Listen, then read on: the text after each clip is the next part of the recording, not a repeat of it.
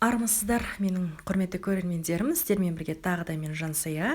Өздеріңіз көріп отырғандай, мен сіздермен бүгін пияз, яғни жуа туралы қызықты мәліметтермен бөлісемін. Қыс мезгілі келді, тұмаурату мезгілі басталды деп айтсақ болады. Сол тұмауды, вирус ауруларды қалай осы күнделікті тамаққа қолданатын, әр үйден табылатын пиязбен қалай алдын алуға болады. Яғни пиязды, мен айтқан мәліметтер бойынша пиязды өзіңізге пайдаланбас бұрын ең алдымен дәрігермен кеңесіңіз.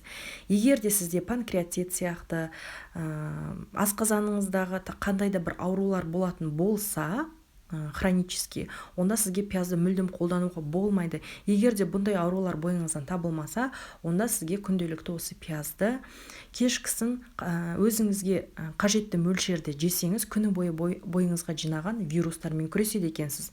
Екінші, әр үйде осылай қап-қабымен пияз тұрады, жуа тұрады.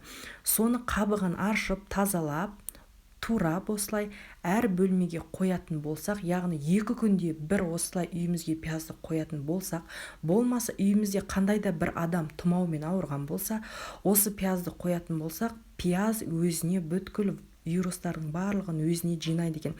Бұл ғылыми түрде дәлелденген нәрсе, яғни барлық вирустарды өзіне жинап, вирусты ауаға таратпай тұрады екен.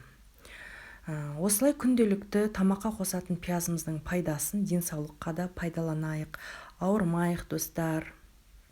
Сіздерге барынша мәліметтерді қысқа нұсқа жеткізгім келеді. Менімен бірге әрдайым бірге болыңыздар, мені қолдап тіркеліп кетіңіздер.